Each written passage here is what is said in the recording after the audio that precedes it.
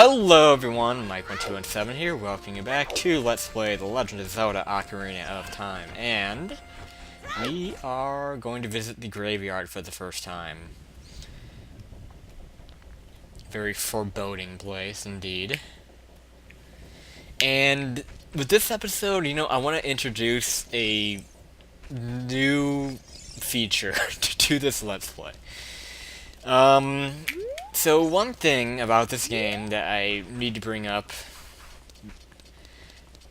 in relation to my childhood is this game gave me nightmares. It gave me so many nightmares. So what I'm going to do in this playthrough is I'm going to list all the things that gave me nightmares when I was a kid when I played this game. We're about to be introduced to probably the most famous one after we play Zelda's Lullaby for the first time, actually. For the first time in use, anyway. Yeah. Basically, with Zelda's Lullaby, for the most part, you play it on symbols that have the Triforce on it. And I think the owl actually does hint to you for that one, like look for the insignia of the royal family. So whenever you hear anything about the royal family, then that kind of indicates that you have to play Zelda's Lullaby. It's probably the most played song in this game. It activates a lot of things that need to be opened, like this grave. So let's go on in. We'll be doing a few errands in the graves here. This is pretty much going to be the grave robbing episode. This is a kill room, so we can take care of these easily with the blah blah blah blah blah. I can't think of it. This is slingshot, of course. Not very many kill rooms in this game. This is probably one of the only ones. Come to think of it. 3D Zelda doesn't do kill rooms nearly as much as 2D does. I feel like as the series has gone along, kill rooms have been cracked down on more and more because there's really not much of a puzzle to them. And these bats can be kind of hard to find now. I have trouble with them.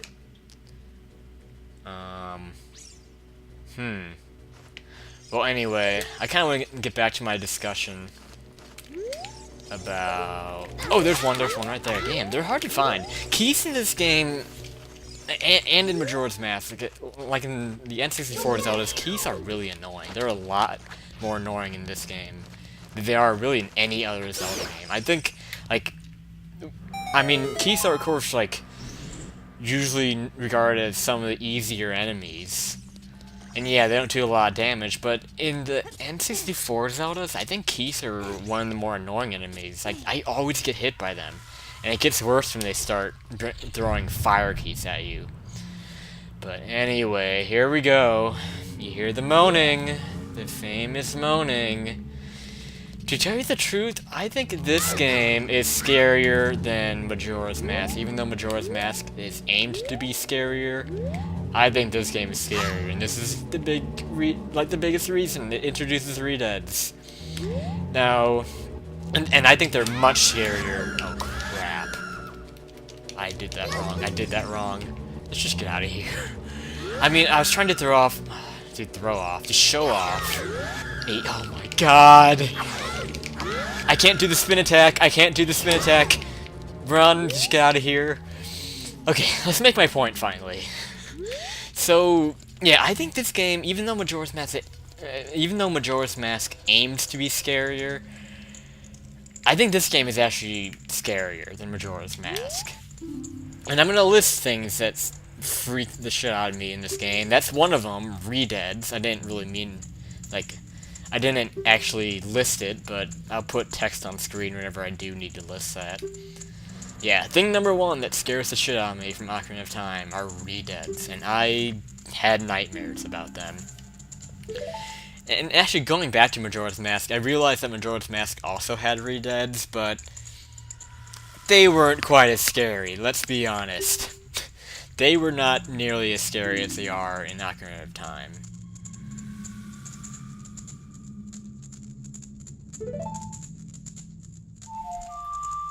But here we're actually going to get a way to deal with Redeads. the Sun Song, so we already are about to have 3 songs in our um, soundtrack. I couldn't think of a way, like I was gonna say in our inventory, but it's hard to inventory music. I don't know how else to put it, but anyway. Sun Song does a number of things, the most important being it turns day to night and night to day on your own command, so that will become very useful throughout the game. And what it also does, I'll show it off in a bit. I'm sorry that I skipped that text there, just habit of mine. Overall, that's going to be a big habit of mine. I'm going to try not to skip story-based text. But anyway, yeah, these guys gave me I can not vaguely, what's the right word? Clearly, I guess, be reminded of a nightmare that I had as a kid with Redead walking into my bedroom and just slowly walking in and then jumping on me. That's what's so scary about these things. Is okay, that guy just like fell into the fell into the green gook there, whatever the hell that is. That was kind of creepy. I thought he fell down a hole. But yeah, like I distinctly remember having a nightmare where one of these things just walked in through my bedroom door and started eating at me. That's just what's so scary about them, is that they walk so slow and they're so calm, and then they just pounce on your head. I'll eventually be demonstrating that on accident, I'm sure, but I'm not going to do that right now. I don't want to do that. So let's just get out of here. I think we're going to be dealing with a few more of them. I didn't actually demonstrate the Sun Song on them, which was stupid of me. I kind of wanted to demonstrate how you fight them. A good way of fighting those, as I was demonstrating there, is that if you use your jump attack, you can kind of break through their scream that freezes you. So if you just do it right, you can jump attack, break through the scream, and then attack them, and then you can pretty much kill them from there. You at least kill them more than they're already killed. This is where we wanted to go, I think. There's a bombable wall behind this, so it makes me wonder what else is here. I don't remember. But we do get a shield, actually. Yeah, that's kind of a big deal. We get a new shield. The Highland Shield is actually a good thing to pick up before you move on to Death Mountain. It's not the best thing for Child Link, though. I'm not going to be using this a whole lot. I'm only going to be using this for this upcoming part of the game. Because in Death Mountain, there's also fire areas. And, of course, when you get hit by fire, your wooden shield is going to burn away, and I don't want that to happen. I mean, overall, I cannot get that. Overall, the Deku Shield with Child Link is better and more effective because, see, this is the best you can do with this shield, is you can just kind of duck down and use it like this. You can't actually like lock on and move with it like you can with the Deku Shield. So the Deku Shield is a lot more effective, but I don't want to risk losing it in the next in Death Mountain. Anyway, I think I actually want to turn it to daytime, because I think different graves are openable during the day and night. I might be wrong about that. I feel like there should be another one I can access. Oh, you know what? The other one I can access leads to a heart piece. Never mind. I gotta be really careful with heart pieces in this game. One of which you can actually get by talking to this guy. This is Dampe. And, like, one heart piece, I remember distinctly just being a real pain in the ass, is if you pay him, like, 5 rupees or something, like, he'll ask you... he might not do it here. But, like, you can have him dig a spot in just random spots in the graveyard. And, if you do it at just the right spot, you can actually get a heart piece. I'm not going to show it off here because I have, like, no rupees, and I want to stock up on rupees pretty good. So, yeah, like, it's kind of like a callback to A Link to the Past with that annoying digging minigame that I'm sure everyone who's played through A Link to the Past hates that minigame. Especially if you're a speedrunner. That's like the speedrunner's worst nightmare in A Link to the Past, is that stupid digging minigame where you have to dig out a heart piece. So they have kind of a callback to that here with Dampe digging out kind of random spots in the graveyard, and then if you are persistent enough, you will eventually find a heart piece. Okay, yeah, I figured there's a Skulltula here. Now, the Skulltulas can be kind of tricky in regards to day and night. They'll appear in different places sometimes, depending on whether it's day or night. Like this one that I just got, I don't think that's there in the daytime. I'm pretty sure there might be another one right up here. If I roll into this... No, I don't want to pick up the bush, it's slash it. If I roll into this, I should get one. There are quite a few trees in the overworld that if you roll into them, you should get a skull shell from them. Be careful though with those, especially if you're doing a 3-heart run. They do a full heart of damage if you run into them. And that can actually be dangerous to me. Okay, good, I can restock a little bit. So, I don't know, how many of these do I have? I could kind of stick with the creepy theme of this episode and visit the spider house, but I want to see how many. 5 should be enough. We can visit the spider house if we want, and we can stick with the whole creepy theme of this episode. I don't really intend on doing much in Death Mountain now. I might enter it.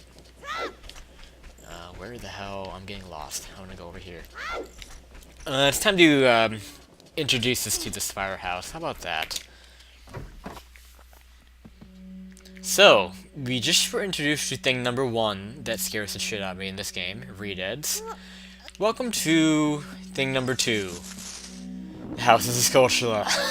I didn't freak out as much as I wanted to there. I wanted to do like a fake scream, but I didn't do it because I can't do that. But yeah, these guys always just scare the everlasting junk out of me.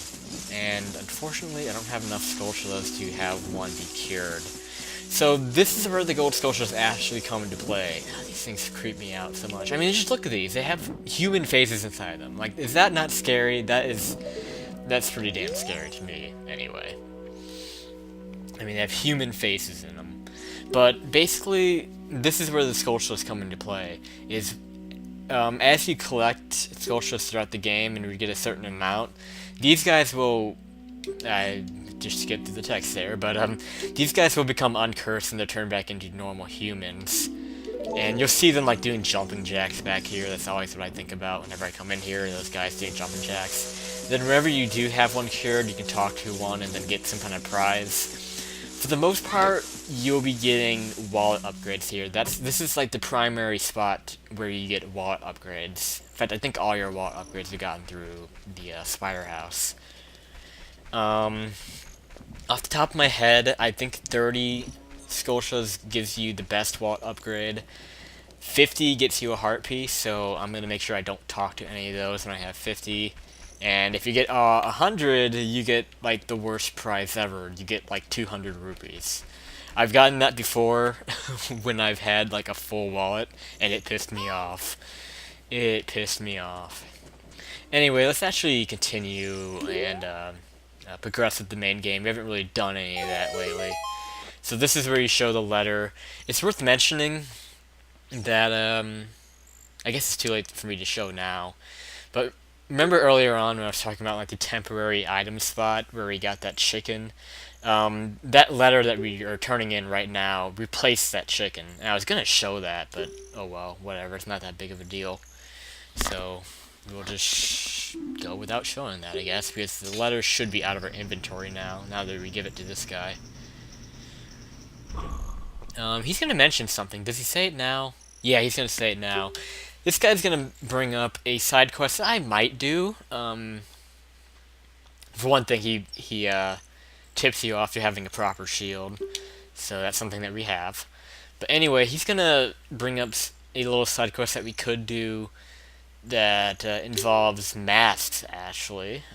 There's the Happy Mask side quest that involves this guy, where basically what you do is that you purchase a mask at the Happy Mask shop in the town market, and then you find somebody in the overworld who wants a mask, and then you just kind of keep doing business like that. I think I will do that if I just feel like it.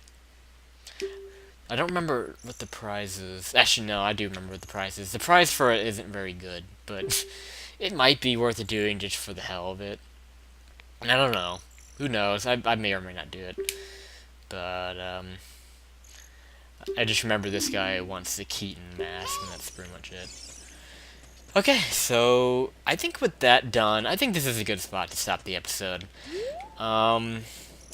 Next time on Let's Play The Legend of Zelda Ocarina of Time, we will actually go through the gate and see what is ahead on Death Mountain. So, thank you guys so much for watching. This has been Michael217, and I will see you next time.